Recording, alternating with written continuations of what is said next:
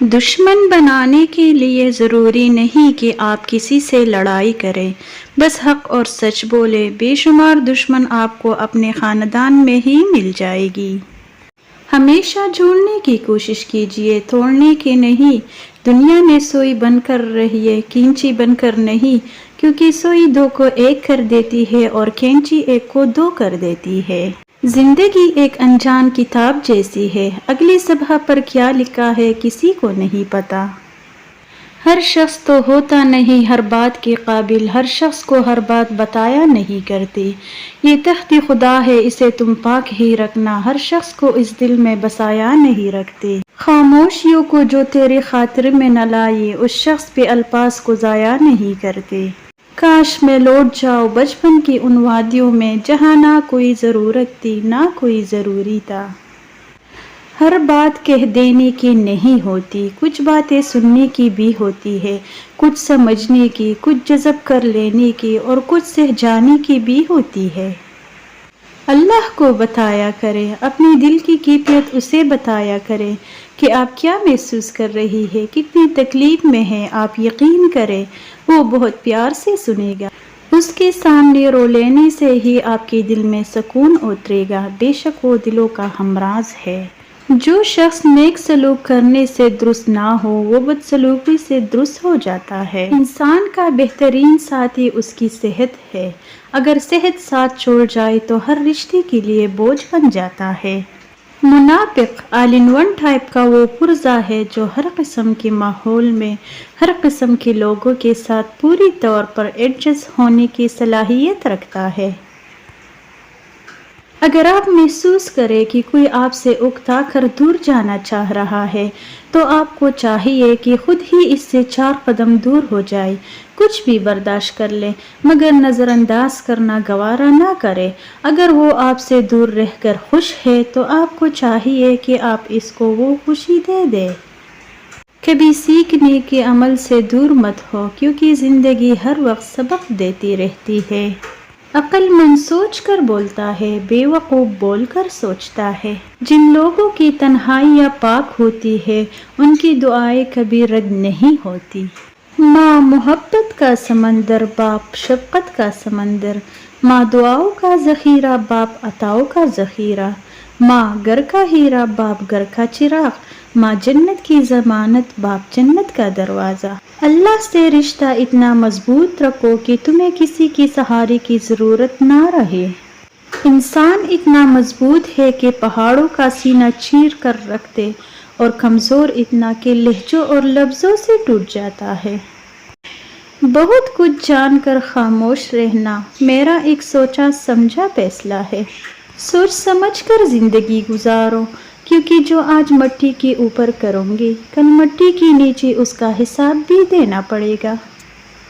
اے عزت دینے والے رب، ہمیں ان لوگوں کے شر سے بچا جو ہماری اچھائیاں تو چھپا لے، لیکن ہماری برائیاں پھیلا دے۔ آمین۔ صبر سے رحمت کا انتظار کر، جو چیز تیرے لیے ہے تیرے لیے ہی ہے، اور دیر حکمت پر مبنی ہوتی ہے۔ ہر حال میں شکر ادا کرو۔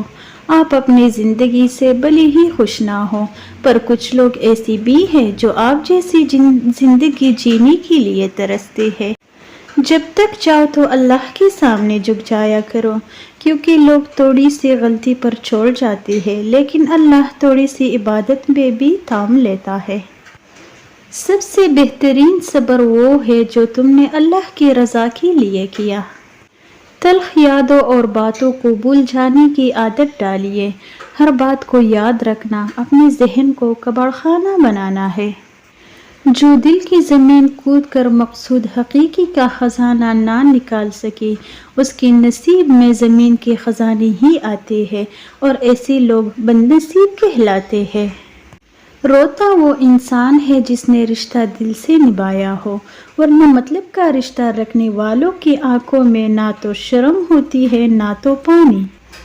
جو شخص اپنا بید محفوظ رکھنے سے عاجز ہے، وہ دوسروں کا راز محفوظ رکھنے سے نہایت عاجز ہوگا۔ لوگ کہتا ہے ہوتا وہی ہے جو نصیب میں لکھا ہو۔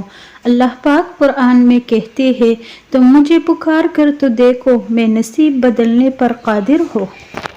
جس گھر میں دین اور نیک ماں ہو وہ گھر تہذیب اور انسانیت کے بہترین یونیورسٹی ہے۔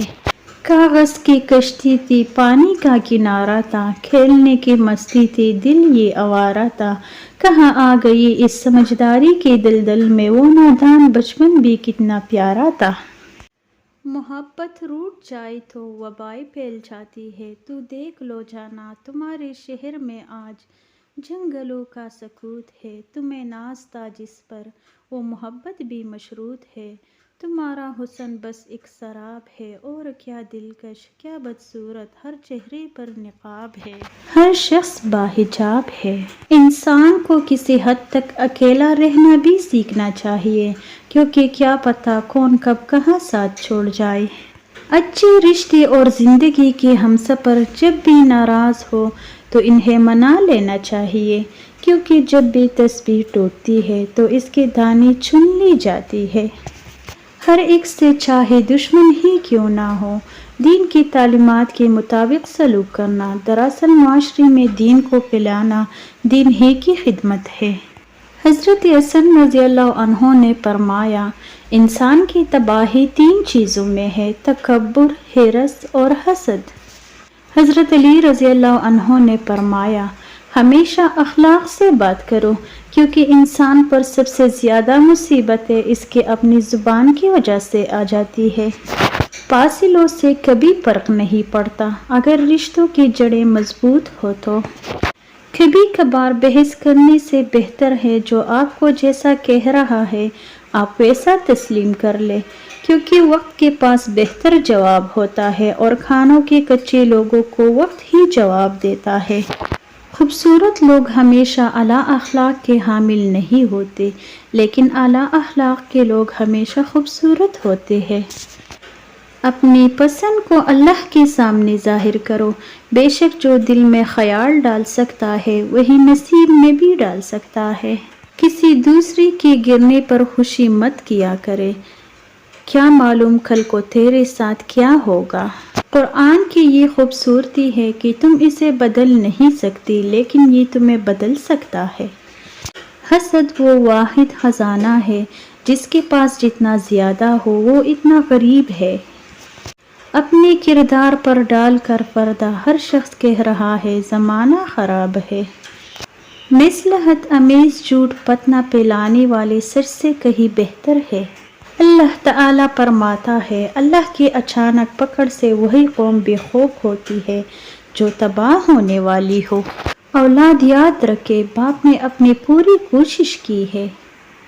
نبی کریم صلی اللہ علیہ وسلم نے فرمایا میں نے قبر سے زیادہ کوئی اور بھیانک منظر نہیں دیکھا، یا اللہ قبر کی سختی سے ہماری حفاظت فرما، آمین۔ سب سے پہلی عبادت یہ ہے کہ انسان مصیبت میں صبر کر کے اللہ تعالیٰ کی طرف سے مدد کا منتظر رہے۔ دنیا اگر ہاتھ سے نکل جائے تو بندہ غریب ہو جاتا ہے، اور یہی دنیا اگر دل سے نکل جائے تو بندہ ولی ہو جاتا ہے۔